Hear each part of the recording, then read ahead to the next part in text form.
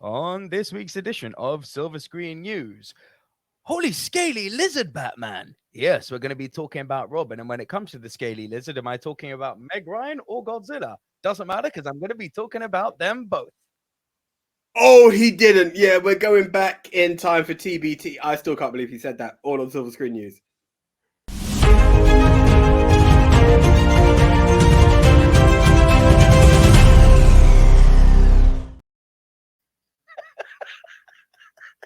I told you it was mean. This isn't a buffer. Hello. I'm actually real life frozen, not internet frozen. How dare you? Damn. I know. Hello, everyone. Thank you once again for joining us right here on Silver Screen News. This is just our weekly news show where we give you all the latest and greatest movie news, movie rumors, scandals, profiles, updates, and everything in the world of movies. It's kind of like a punditry show where we give you our opinions on all of the latest movie news with some context so you can have your own opinions formed as well. And feel free to challenge our opinions at any time you wish down in the comment section below.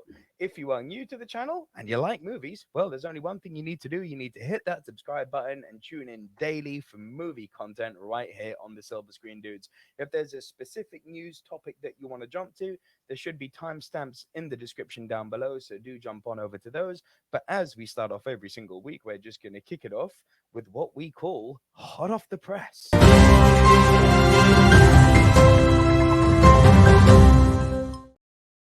Dong, dong, dong, dong. Yes, we've got some good stuff this week, AJ. So, starting off with, starting, I'm such a dick. Starting off with the first scaly lizard. Let's talk about Meg Ryan.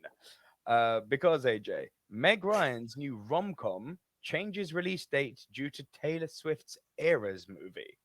Now, this in itself is kind of like two stories in one. Meg Ryan's new rom-com movie has been delayed due to the release of Taylor Swift's Eras Tour concert film on the same day. What Happens Later, starring Ryan and David Duchovny, he of the X-Files fame, was initially set to be released on October 13. However, the film's distribution company Bleecker Street has now confirmed a new release date of November 3rd. Quote tweeting Swift's Eras Tour movie announcement, they wrote, "So we'll take our time. Are you ready for it? Meg Ryan Yeah. ends her 14-year rom-com hiatus, and the Megasance begins with What Happens Later, now happening later, coming only to theaters November 3rd. What Happens Later isn't the only film to shift for Swift, with The Exorcist Believer, which the new trailer of which dropped today, bringing its US premiere forward from October 13th to October 6th to avoid clashing. Look what you made me do, producer Jason Blum wrote on Twitter of the news, adding that hashtag Taylor wins the release date battle. Both Blum and Bleecker Street's decision to move their release dates is likely due to huge demand for the concert film, which is already breaking box office records. Following Swift's announcement of the Eras Tour concert movie on August 31st, the AMC cinema chain quickly set a new pre-sale record. Hold on to your butts here, AJ. Taking 26 million in 3 hours. The last film to hold this record was Spider-Man No Way Home with 16.9 million. So this is insane what this concert is doing.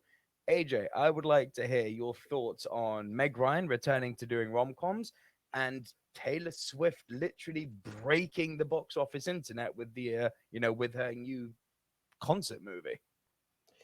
See, now, I don't want to be disrespectful, but in that 13-year gap, I can't actually mention a Meg Ryan movie. So I kind of feel like I'm in a. She's not taking a rom-com break, but she's taking a break from acting. Do you get where I'm going with this? Like, respectfully, you don't. It's not like she was cast as Black Widow for the past, in the MCU, and now she's gone back to rom-com. I'm not familiar with what Meg Ryan's been doing. Like the last film in my head, instinctively, is You Got Mail. That's longer than 13 years. I appreciate, but I really can't think what she's been up to. That's it. When it comes to Taylor Swift, am I shocked? Not really. Like, don't mess with Tay Tay. Taylor Swift, Miley Cyrus, they have this power that dominates. And like, let's just be honest. Blum knew what he was saying by "Look what you made me do." Like he's quoting her lyrics while doing his stuff. Like you don't mess with it. Like Kanye got hate when he interrupted that speech and then made up with her because he knew it wasn't worth it. Like Taylor's a powerhouse. It's impressive as all hell, as all HE double hockey sticks. The whole world has been like, okay, we gonna step back. Like no one wants to do a Barbenheimer right now and be like, yeah, let's all jump on. Everyone's like, no. Let Taylor have her era. I'll come 2 weeks later. Relax. I'm sorry, Your Highness. Like it says a lot that people are aware she's that powerful. It just shows what the screens are going to be like. That they're going to be like, yeah, she gets the big screen, and everyone's like, okay, all right, I'm not arguing. I'm not going to say I can challenge her. Well done to own that kind of power. Well done. I'm gonna say something that may shock the world here. I, I'm not throwing shade. I mean this legitimately. AJ, my partner in crime, mate, will be the first to say that I'm not as clued up as I once was on music. I probably couldn't name you a single Taylor Swift song, and I'm being real. That's how Damn. in the dark. I mean that. So I don't have an opinion. I hate Taylor. I love Taylor. I literally have no opinion. I don't think it's one of those things where she's such a megastar. Where if you probably played me a song, there's a chance I'd say, "Oh, that. Yeah, I've heard that. I didn't even realize that was her." But I couldn't name you a lyric. I couldn't name you a song of hers. I'm a movie guy and a wrestling guy. Music died for me when Chester Bennington died. So listen, the thing I love about this is that it's only good for cinema because what it could do is that some people who don't necessarily go to the cinema that much, but who are like hardcore Taylor Swift fans, are going to go watch a movie, probably have a really good experience, and then there'll be that association of, oh, cinema equals fun time, and there's a chance that they'll go again. That's why it's so important that movies like this Eras tour, movies like Barbie, movies like Oppenheimer, which get huge, even the Meg 2, which I thought was a steaming pile of junk, got butts in seats. So it's important, whether you like the movies or not, it's important for cinema globally that these big movies or these big productions like the Eras concert are successful to create that feeling of happiness and joy for cinema goers to keep them coming on back. Anything you want to add to this? Yeah. Do you know like two things? One, I believe One Direction actually had like a concert movie and it didn't do those kind of numbers. But more importantly, and I'm not saying that cinema has been a male orientated thing or what have you, but we've had the whole era of comic book, which is slightly more male orientated than it is female and whatnot. For sure. Your bonds and your actions and what have you. For sure. When you take Barbie and Era's impact, it looks like the needle is moving the other way, and that's quite interesting. I'm not saying it's a bad thing. I'm just saying it's an interesting thing who the target audience is now and what is going to impact cinema going. Because respectfully, I'm not saying you can't be a guy who doesn't enjoy a Taylor Swift movie or concert, but we all know her demographic. Do you get what I'm saying? I'm down with Taylor Swift. I've purchased Taylor Swift music before Apple Music Respect. became a thing. Like she's got some bangers, man. But in the same breath, You don't get to be that successful if you don't have I will pay stupid money to go and watch Money in the Bank. I am not paying stupid money to go to a Taylor Swift concert. Do you get what I'm saying? But people will. And I'm talking about the target demographic when I say that. So well done, Taylor, one more time. And it's interesting to see where the needle is moving and what we might be seeing coming out in cinema in the future, if this is the game changers that have happened of this year. I don't think it's overly going to change the direction that cinema's going in. But, as I said, any cinema success is a success. I'm talking the genres of movies. Oh, the thing is that as a guy who's not, I've said it, I'm not a Taylor Swift fan, not because I don't like her, because I don't know any of her music. I've seen the trailer for this movie concert. Like the production on it is exquisite. Like I'd watch it just from a production standpoint to see it's impressive. Like it made me go, yeah, I'm not a Taylor Swift fan and I'm impressed by this. People who are Taylor Swift fans, I imagine, are going to go ape for this. Interesting. But let us know down below, guys. Are you Swifties? Are you Tay-Tayers? What are they called? Swifties? I Yes. don't know. I just know she's known as Tay Tay, and Swifties sounds right because that was in my head as well. Let's go with But yeah, Swifties. Are you Swifties? Are you excited for this? Are you giving this a miss? Let us know all down in the comment section below, please, guys. Up next, let's talk about the second scaly lizard. We're going to talk about Godzilla because AJ. I still hate you So, for this scaly lizard thing. It's terrible.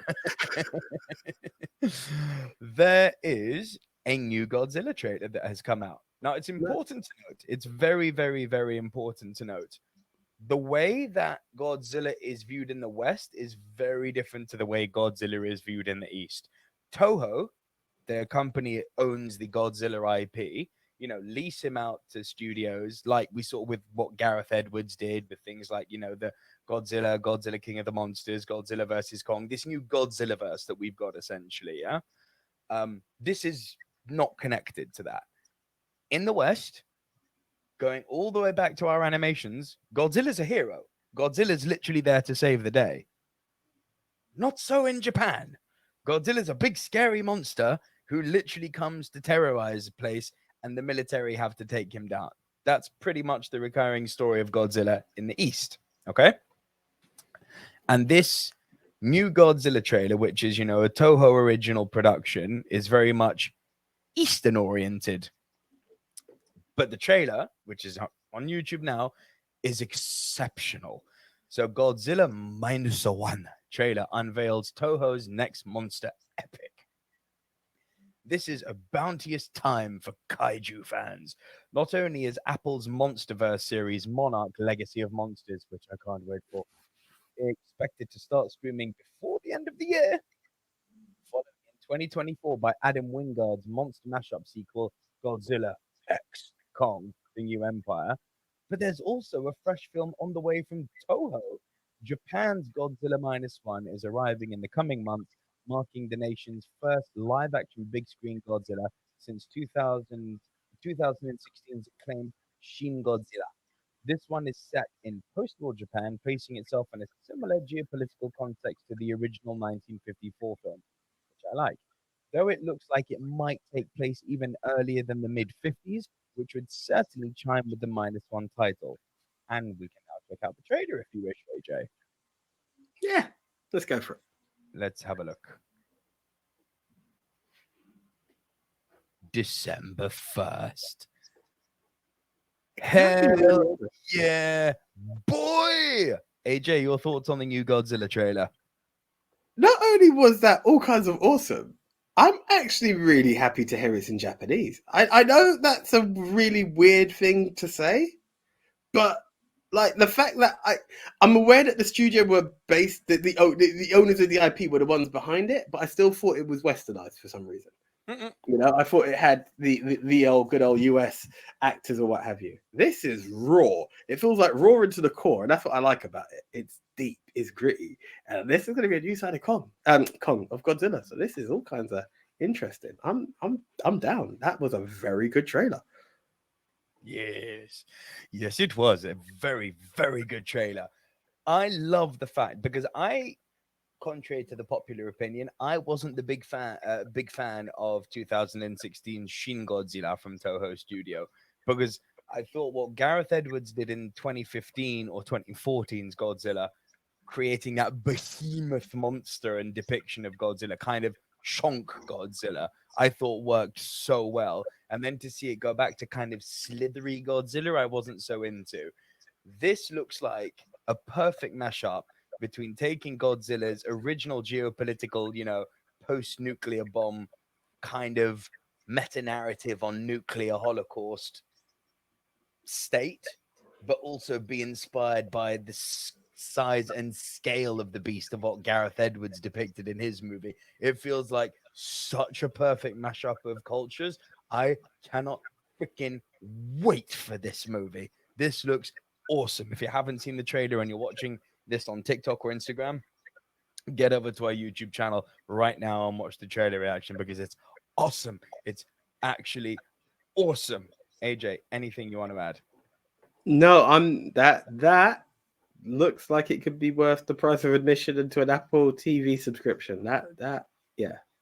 So, Yeah. just to be clear, this is going to the cinemas. What Apple TV are giving us is a Godzilla series. So this is Oh, not so that's the film. I thought that was their series. I thought it was a trailer for their series. this is the film. This is an Okay. original film from Toho that's coming out. And I'm down with that as well. December That could be a good 1st, cinema. nationwide, December 1st. That could be quite fun. That looks quite fun. Add that Yeah. to your C list for 2023. Yeah, for sure. I'm It's down. good stuff. Do you guys like Godzilla? And are you excited about this movie? Let us know down below. And please do like the video and subscribe to the channel if you have not done so already. Well, I ball teased Batman at the top of this, but just before we get into Batman, one interesting little bit of streaming news. Actually, well, kind of streaming. It's streaming in America. I guess you would call it Sky here.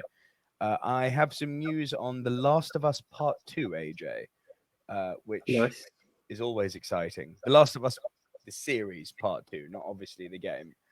So here's the full story. The Last of Us Season 2 is ready to go, quote, as soon as the strikes end.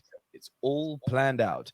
The Last of Us 2 showrunner has confirmed that work will be able to start on the second season of the post-apocalyptic series as soon as the ongoing actors and writers strikes come to an end. We've outlined all of Season 2 and we're ready to go as soon as the strike ends, Neil Druckmann said in a new interview with EW. WGA and SAG-AFTRA, the Hollywood Writing and Acting Unions, have been on strike since May and July, respectively, over fights for fairer pay and the use of AI. The show's first season led the way with nominations for this year's Emmys, earning a total of 25. This includes Outstanding Drama Series and an acting nod for Joel actor Pedro Pascal. It also set records for HBO and HBO Max with its viewership figures. Over the course of its first 6 episodes, it averaged 30.4 million viewers per episode, the highest average figure since Game of Thrones Season 7 aired in 2017. There will be a time jump between season 1 and 2, in line with the one between 2 installments of the game source material, and we'll see the introduction of a new character from the games. Abby. Co-showrunner Craig Mazin recently confirmed that she's already been cast, but the name of the actor is still being kept under wraps. The Last of Us Season 2 doesn't have a release date yet. While we wait for the next installment of the show to arrive on the small screen, check out our picks for the other best TV shows on their way in 2023 and beyond. And you can go and find that over at Total Film. Now, AJ, I just before put you vertical, how clued up are you on what goes down in The Last of Us Part 2, the game? No, I've kind of abstained because The Last of Us is a game that I want to play for. Then obviously give the TV series a shot, then move on to part 2. Might play both games first. Time So just you isn't on haven't my seen side. the TV show, yeah? No, haven't touched it because I wanted to play the game first. Sure. No, okay, that's a good shout. Okay. Prioritize the living hell out of that. Because it's genuinely that is The Last of Us 1 and Do you want to 2. go vertical with what you're saying? Or? The Last of Us Part 1 and Part 2 as video games are the greatest narratives ever put to video game. I'm not saying they're the biggest stories. I'm not saying they're the best stories, because what is best story? It's all subjective at the end of the day.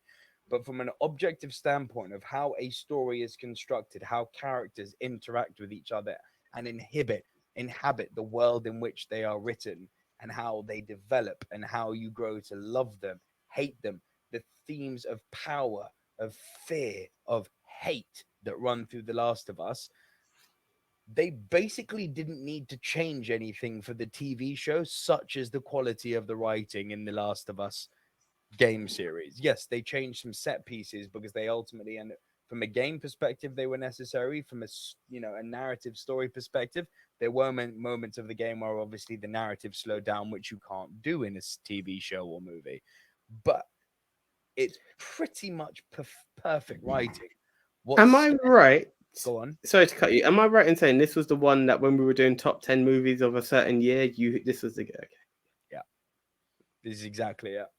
Yeah, The Last of Us 2, the narrative in it is so good and so moving and so powerful that some genius took all of the cutscenes from the game and put it online as like an extended movie.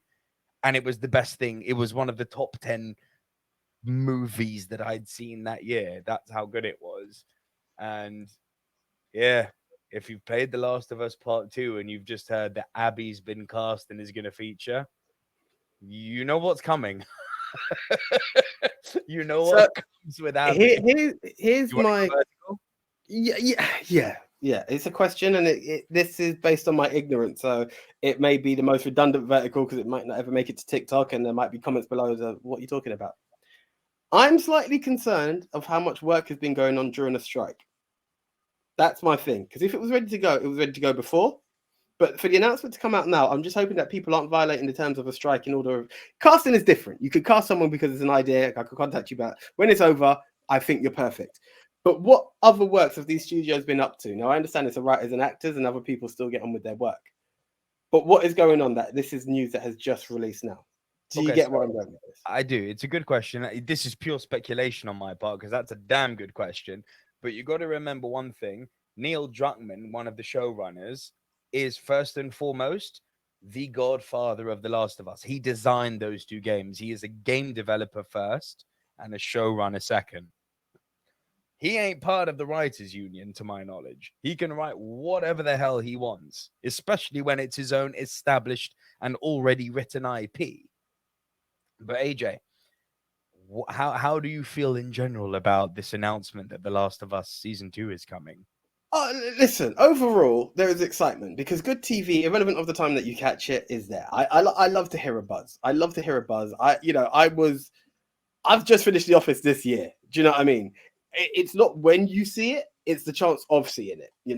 I finished The Big Bang Theory late. Now I know these are sitcoms that I'm talking about, but good TV is something to be watched. I jumped on the bandwagon for Game of Thrones just at the last minute and caught it the end, literally a week after everyone.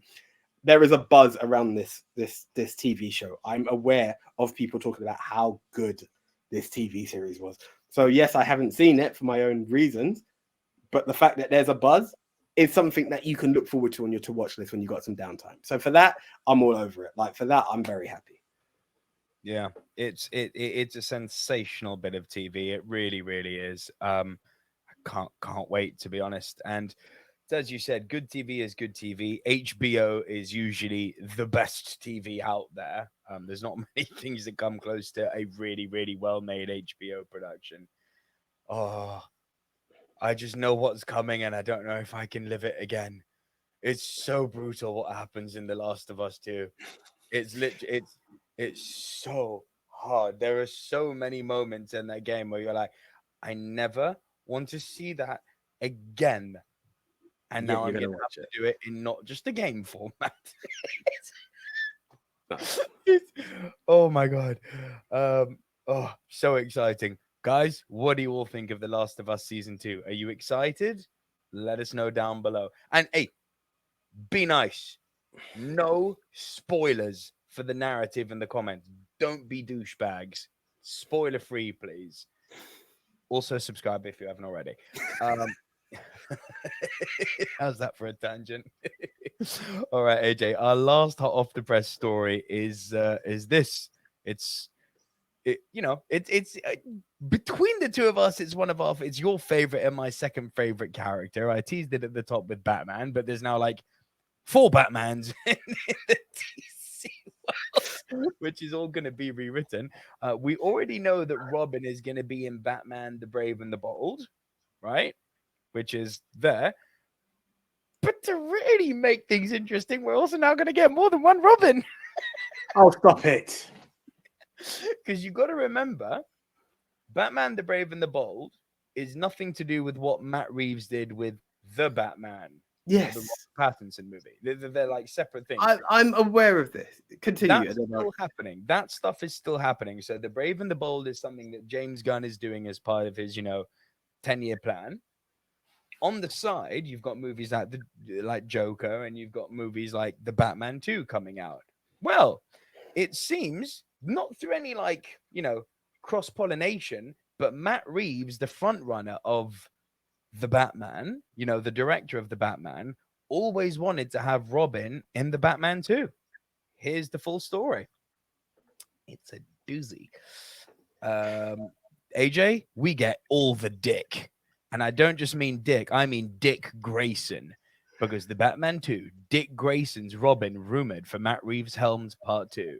Here's what we know on Robert Pattinson's starred DC film sequel. Robert Pattinson's Dark Knight won't be alone in patrolling Gotham City in the Batman 2, as a new rumor complains Dick Grayson, aka Robin, is one of the new additions.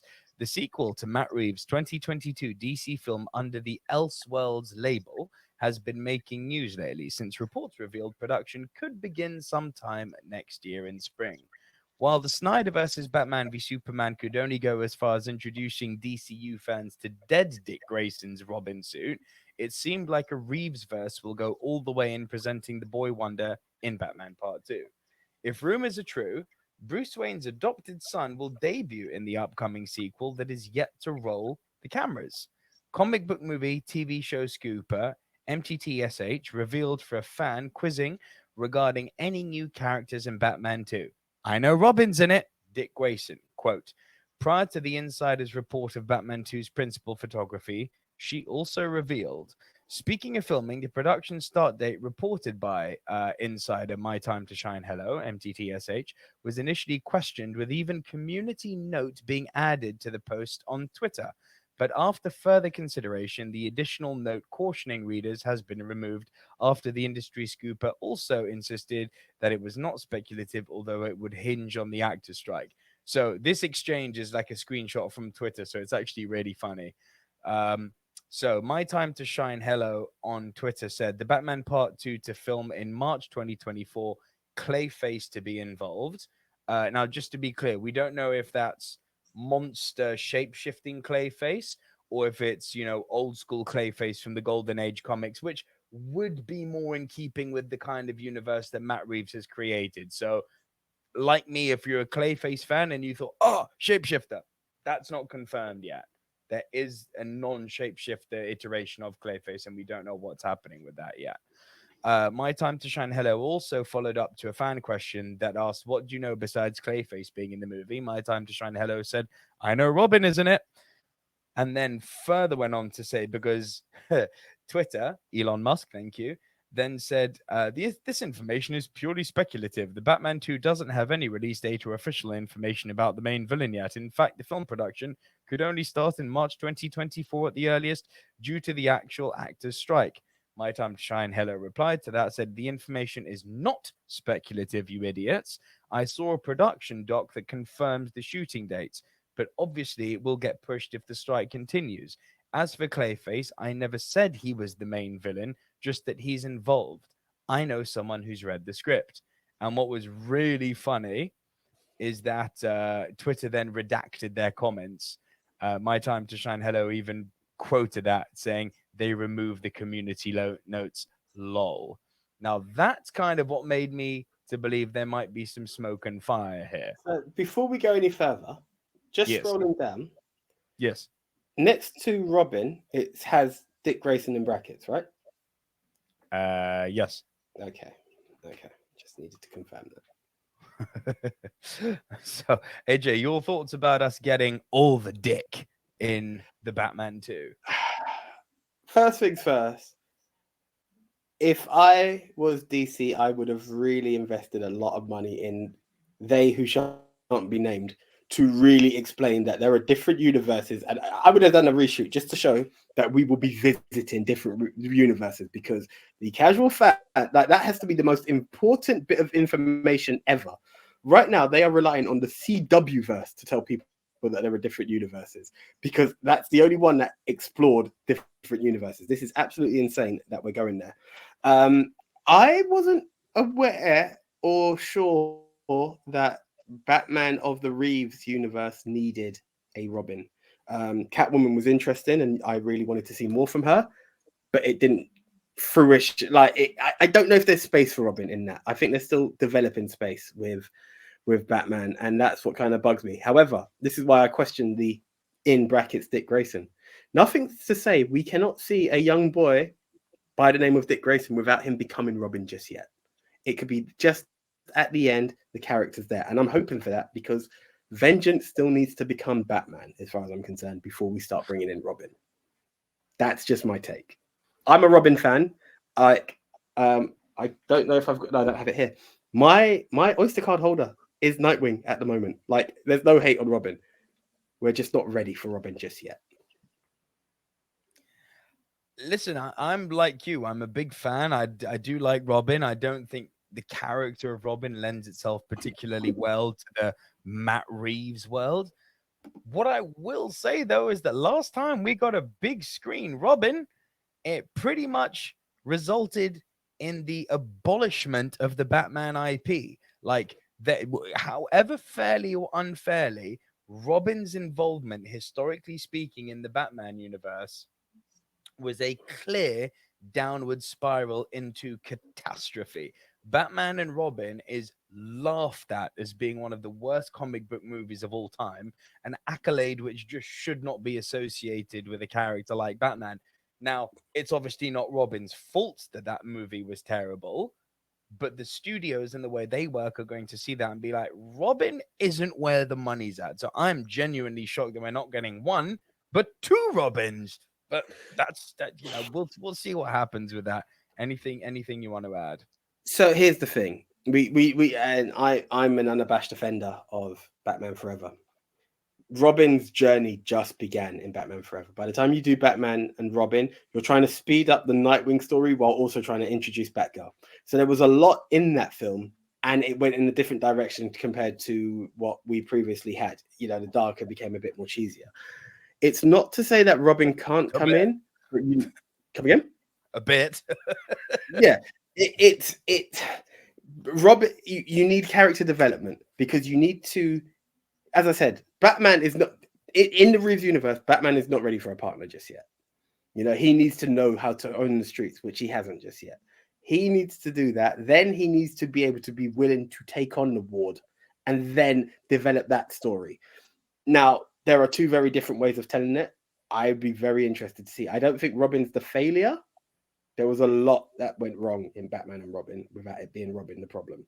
That war of clash, that doesn't happen as far as I'm concerned between Batman and Robin just like that. First of all, it's, you need me as a partner. Now you're Poison Ivy's. Anyway, we're not going to get into that. You won't be seeing that in a Matt Reeves world, I can assure you. But this is what I'm saying. The mistakes are what the mistakes were. It's not that Robin was there. It just needs to be handled correctly. Again, it needs to be a teaser cameo at the end because the world's not ready for Robin yet. Yeah, that franchise needs them rubber lips to be impervious, mate, because I'm not feeling a Robin in this at all. Do you know what I want to see more than anything? I know we're gonna get Barry Keoghan as the Joker, and he looks so messed up and demented. Also in Top Boy, by the way. I know, so excited for that. I saw that and I was like, okay, cool. Like Barry Keoghan and Sam Rockwell might be my two favorite actors in the world at the moment. Like I love Barry Keoghan. I think the guy just can do no wrong. He's so good. It's crazy. Put Timothy Chalamet in there too because he's all kinds of awesome. But listen, it is pure fan wish. This isn't grounded. This isn't like a scoop to say, hey, I'm just sharing something with you that I really want.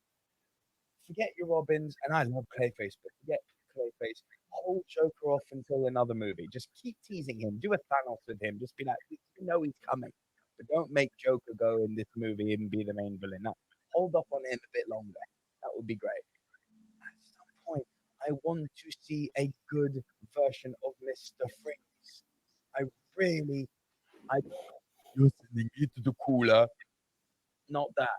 I mean, like that anime, the Mr. Freeze from the animation, so dark, but the story was so good because he's kind of not a villain.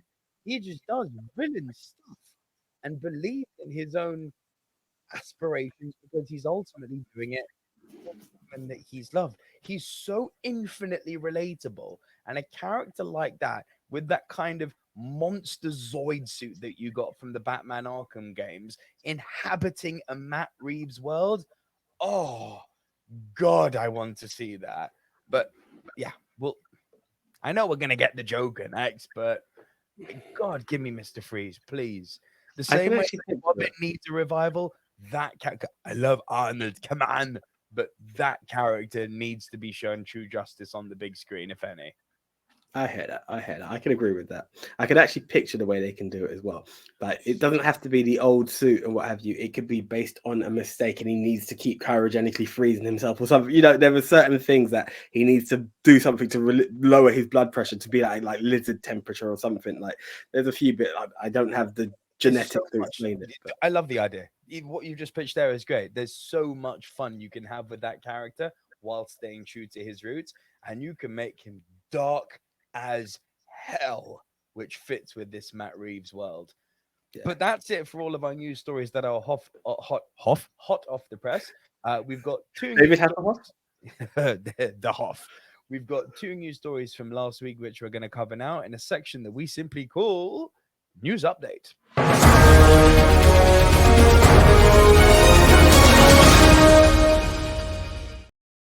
Yes. Okay. Let's keep it in the realm of comic books here because AJ, the trailer for the new trailer, the final trailer, so to speak, for the Marvels has dropped, and Okay.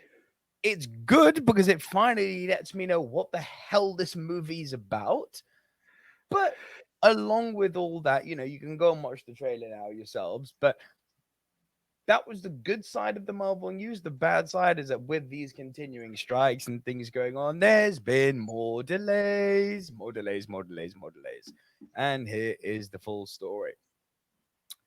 Marvel shuffles TV calendar with new dates for Agatha, Echo, and sadly, X-Men 97, which Hmm. sucks.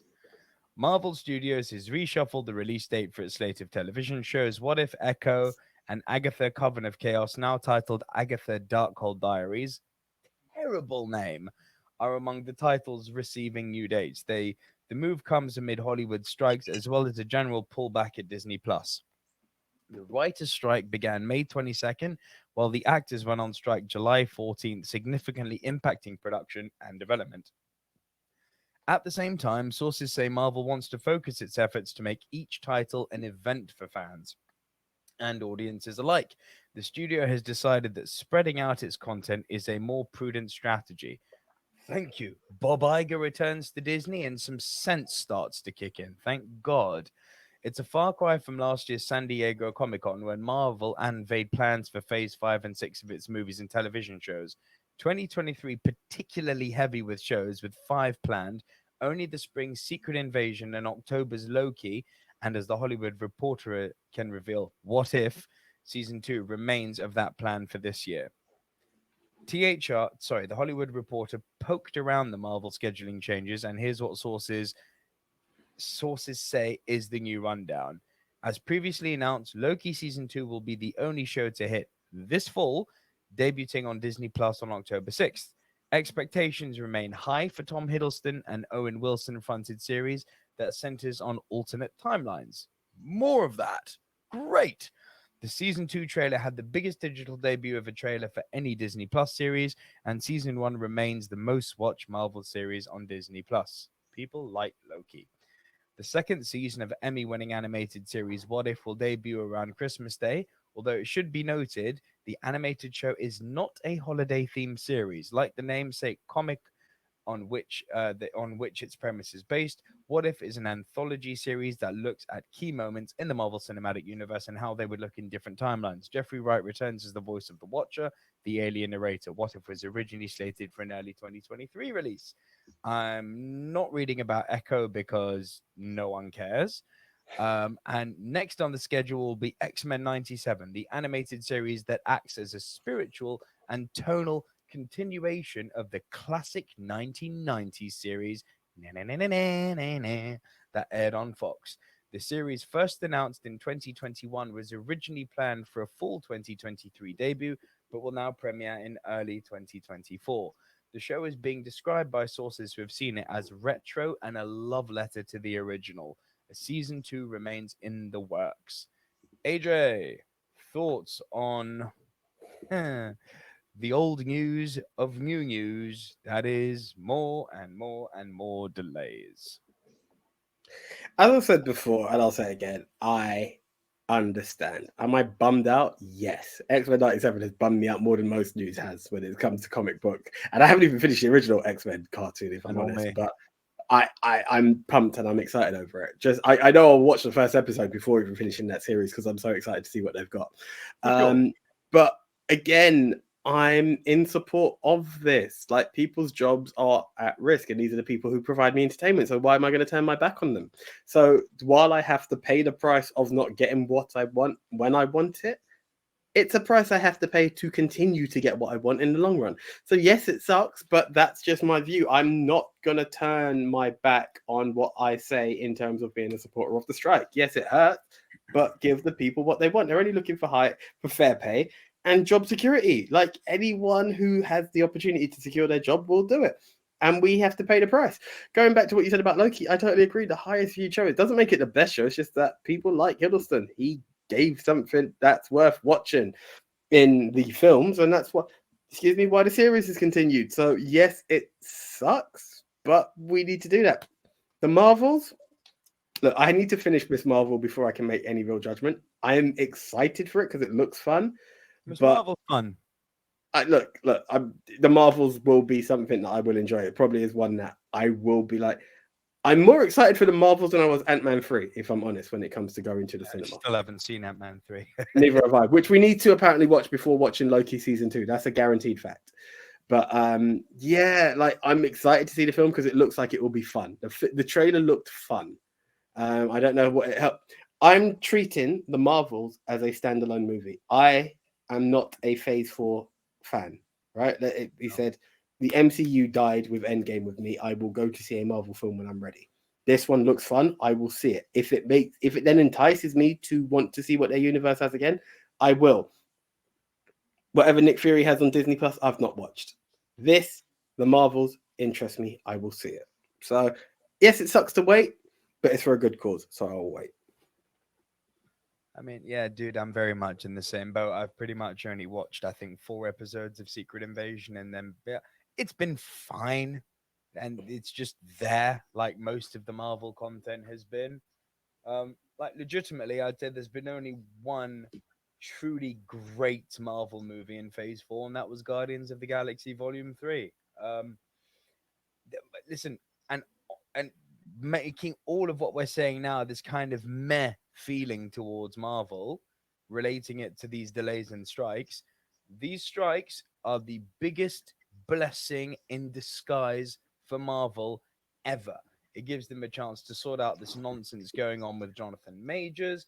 It gives them a chance to let Bob Iger get back in the driving seat more and right the ship that Bob Chapek so brutally upsided.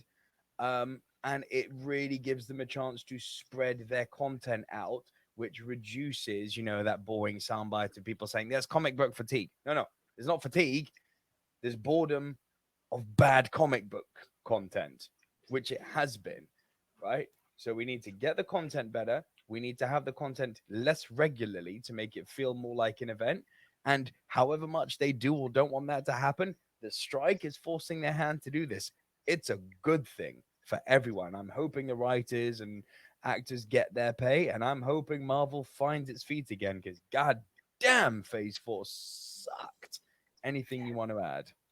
No, it's that, like, more work needed on that front. It's yeah, it's not good. It's not great at the moment, you know.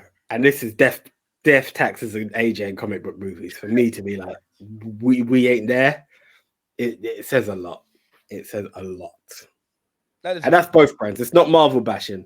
Both sides need to do it's more comic work. books in general. Like, I Yeah, need Superman Legacy to arrive, and I need it to be freaking great to get me interested in the future of DC. that's the And sound of touching wood. dude, like, is there a comic book movie in recent memory that's more important than Superman Legacy?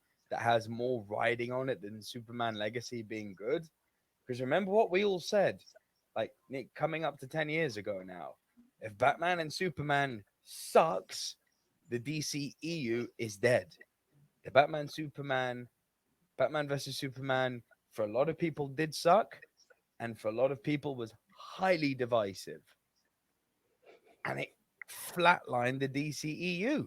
You know, you had the odd success like your Wonder Woman and your Aquaman, but as But a film, standalone movies. The fact that you got Bruce Wayne being like, Diana, explain this to me, had nothing to do with the film.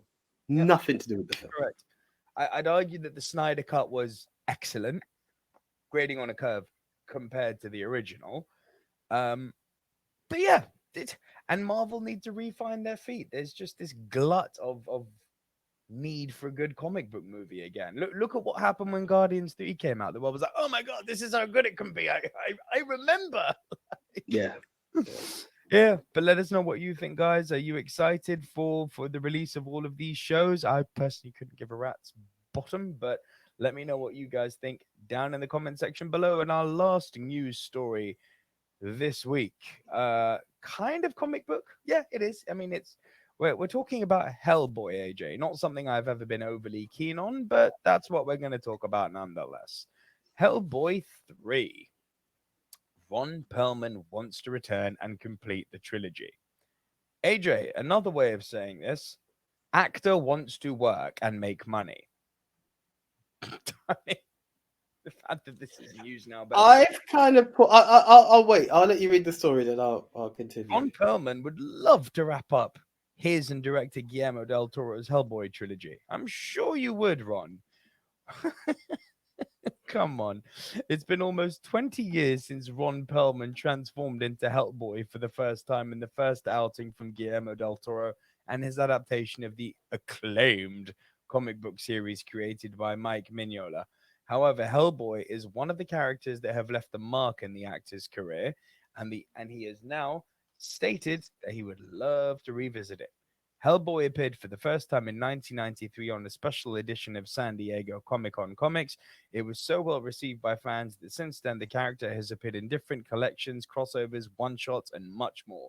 In 2004, renowned director Guillermo del Toro brought him to the big screen for the first time in a live-action format with Perlman as the main star and joined by Selma Blair, Jeffrey Tambor, Karen Roden, Rupert Evans, Brian Steele, Doug Jones, John Hurt, and Kevin Trainor. In 2008, Hellboy 2, The Golden Army, came out, continuing the story. A third movie was originally planned in order to complete the franchise, but it never happened. I'll explain why in a moment. And Yeah. Perlman still thinks about it even today. Speaking with Geek House Show, the actor confessed that he would love to return to make another film and wrap up the trilogy. If we were to make a third movie of the trilogy, I would love to do that. Yeah, it was meant to be 3 movies. So I would go back and do it if we could finish the trilogy. But those are the only circumstances. Okay, Ron. So here's the thing, AJ. There's a reason why they didn't make a Hellboy 3.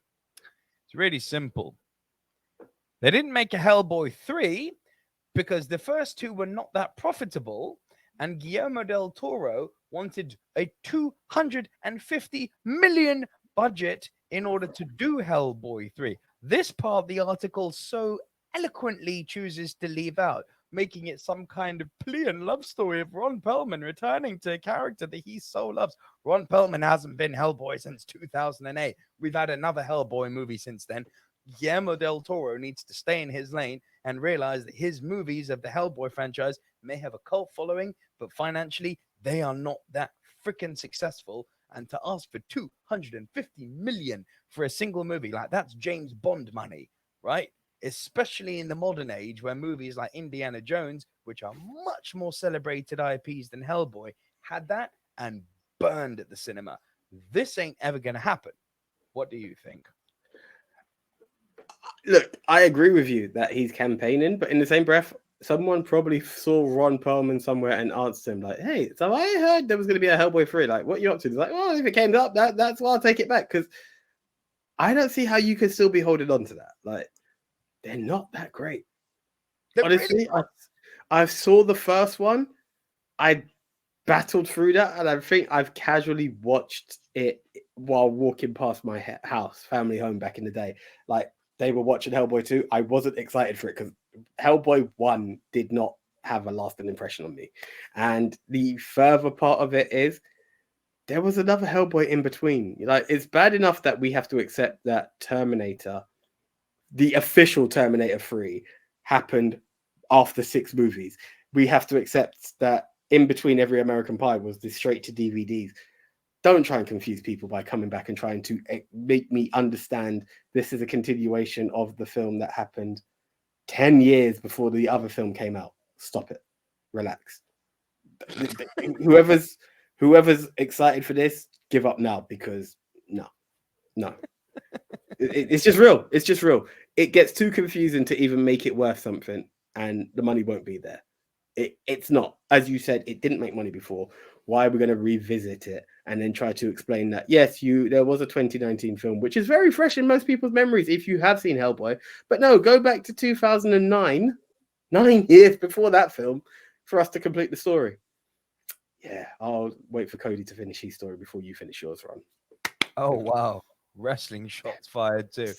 But that is all from the news this week, guys. We are now. I'm sweating, as you can see, because it's time to hit that long, dusty road. It's time to listen to the tumbleweeds. It's time to mosey on downtown to a boulevard, the TBT Boulevard, in a section that we simply call Throwback Thursday Movies.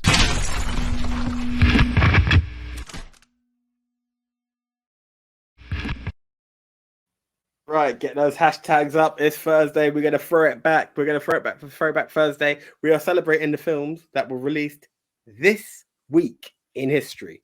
Sometimes it's 10 years, others it's 20, sometimes it's 30. We're going to open the bag of magic and let you see what's about to be released. Or was released, should I say.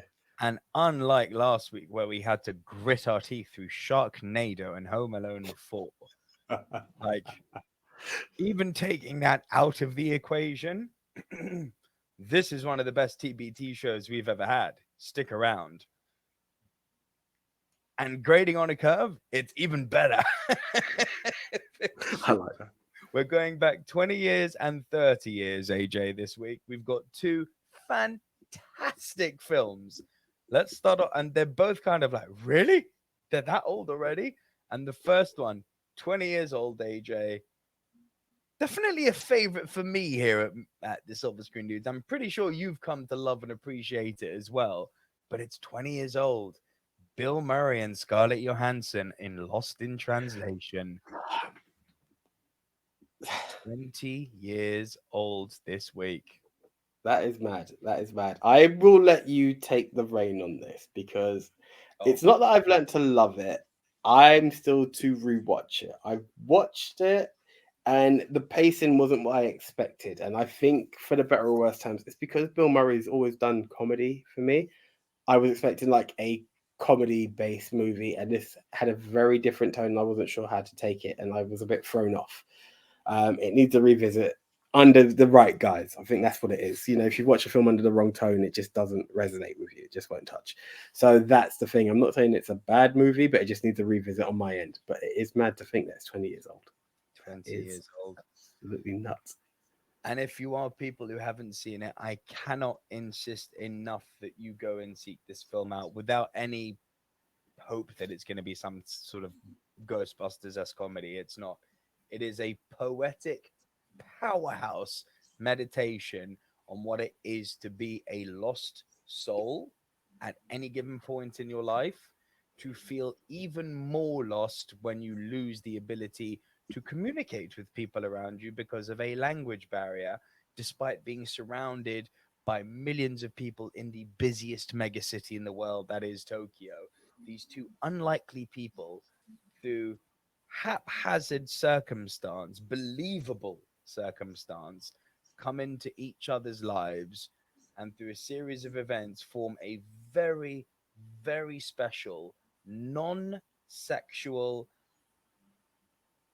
bordering on the intimate, but never really going into intimacy. So it evolves into an kind of an unspoken, beyond friendship, but lesser than intimacy love.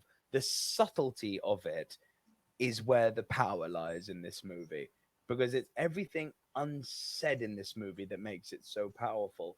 because everything these characters are going through is so infinitely freaking relatable. If you've done more in your life than go to the bathroom and take a number two, if you've done any type of living and had any type of interactions with other human beings who you've developed any type of meaningful relationship with, and I don't mean monogamous relationship, any type of relationship, a meeting of two souls, of two minds who are in trouble and who need each other and who just happen to come into each other's lives at the right time. It is magnetic, this film. And it gets better with every single viewing. It's amazing. Nice.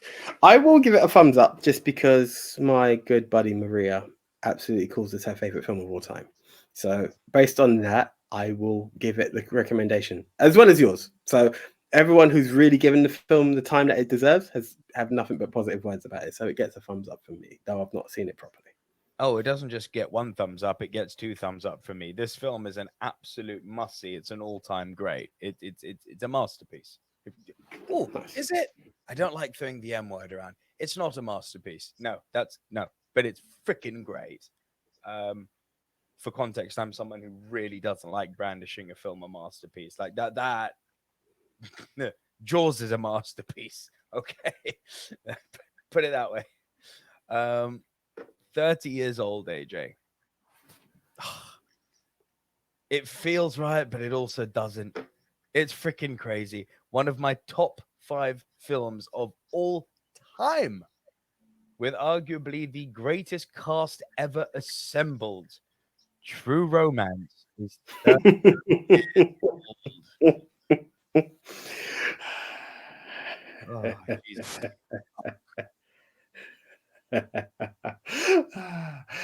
It's not even you when I say this, but it's the line that comes to my head when I think of this film. This guy. This This guy. guy. This guy. I, I was late to the party on this film, but you look at the film and you can see the age on it. Not in a bad way, you just know it's from a certain era. Yes. So it's nuts to think of it like that, and to think it was out for so long. Sometimes that's the thing. You could be of an era and be like, it was out for so long and I missed it for so long. And that's the kind of thing I have when I think of True Romance. Very, very interesting story, and the way it's intertwined and it builds is something that and as you said, it's one of the best castings. Like if you talk ensemble cast, it's so because some people in this, like you talk an ensemble cast movie, everyone has a main role. Some of the people in this are in such minor roles, it's unreal. You're like, oh, And and yet it works. yeah, that's the magic behind it, and it's weird because to me it has this kind of indie feel to it, and you're like, if it is an indie movie or of not a high budget movie that it appears to like it should be or could have been, how the hell did you afford the cast? It all just has this weird touch of it's weird but it works, maybe it's because I Did feel you so see how good the script was? well, Everyone wanted to be involved with this film. it could be a case that I was just slightly oblivious to the film, so it felt like an indie film because how the hell did I not know about this film for over call it 25 years for argument's sake? But it works and it's a great film and it has one of the best monologue/dialogues I have ever come across in Oh, film. it's one of the best movie scenes Yeah, ever is in this yeah, movie. yeah. If you want to talk about cut the tension with a knife, Yeah, but we've got to talk about this because I feel it's one of those films that people still haven't seen enough. Let's just go through this cast. I've got IMDb up right here. go for it. What's sad is how many of them are no longer with us. It's very sad, but the cast is ridiculous. Christian Slater, Patricia Arquette, Dennis Hopper, R.I.P., Val Kilmer, Gary Oldman, Brad Pitt, Christopher Walken, Bronson Pinchot, Samuel L. Jackson, Michael Rappaport, Saul Rubinek, Conchata Ferrell, James Gandolfini, R.I.P. Both of those. Conchetta's gone as well, isn't she? Is Conchata gone? I'm sure she has. Oh, Sure. R.I.P. Conchata. Chris Penn, R.I.P. Tom Sizemore, I think that wraps it up.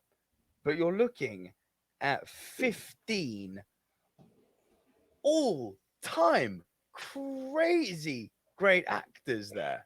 Yeah, that's the full blast. And Yeah, then Conchetta passed 3 years ago. Sorry, I just had to double check that's that so before. I sad. don't like to prematurely get rid of people. Poor Conchetta. I love Conchetta. But yeah, an all-time great cast. And what the movie does that I love so much is that it's a fairy tale essentially. But it's only a fairy tale because of the setup in the first 10 minutes.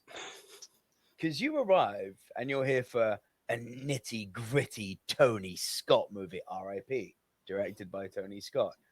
Um, you're here for a gritty Tony Scott movie, written by Quentin Tarantino in a post Reservoir Dogs world. You're like, ooh, bring the rain. And then in the first 10 minutes, you got these two star-crossed lovers who are basically there talking about their post-movie routine, about how they like to get pie, talk comic books, and fall in love because it's love at first sight. The movie, on the premise of being sold to you with an all-time great cast and two very gritty filmmakers helming it, asks you to swallow the pill that it is a hopeless fairy tale love story.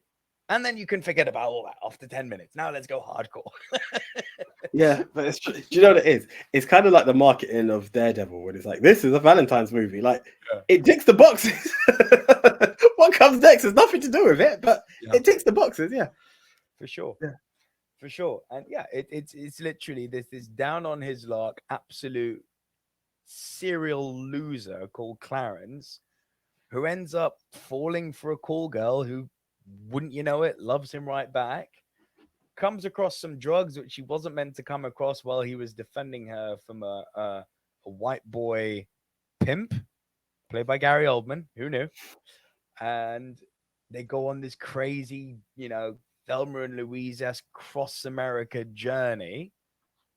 Now, I'm not saying that Tarantino didn't have ideas from Natural Born Killers, but I understand.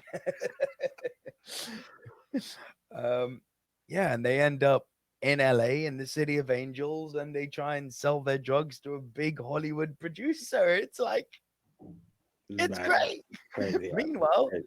the people who own the drugs are obviously coming after them. Yeah, the story's as simple as that, and it works. It So works. It works. It's a great movie. it's so freaking good. Yeah. Now that's how you do a TBT. That's a thumbs up. That's a thumbs up from me. Oh, Definitely. AJ, it's not just a thumbs up. It's not just two thumbs up. I don't have the image, but bleh, it's a goat. It's a pity that's gone. Why did you get rid of that? Yeah, I but I didn't could. a goat, but it's a goat movie. This one for me. This is gold star goat. This is everything. This is like, see it now. You won't be disappointed. You won't be You disappointed. can't be. It's Tarantino and Tony Scott with one of the best casts ever. You don't even need to care for the story. Look who's involved. Look who is involved on every level in this movie and tell me you're not interested. Come on. Come on. It's the movie. Watch it now. Do it now. Give it a thumbs up. Do it. But that is all from us here at the Silver Screen Dudes and Silver Screen News this week. So do give the video a thumbs up if you've stuck around with us to the end. We really appreciate that. We'll be here next week with more movie news. Do be sure to check out our latest top 10 show, another top 10 movie set in London, which should be out right now. Follow us on socials, Instagram and TikTok at the Silver Screen Dudes. There should be another video up, down here somewhere. There should be another video for you guys to enjoy. I'm Nico Liro. He's AJ, and we'll see you guys next week. See ya. See ya.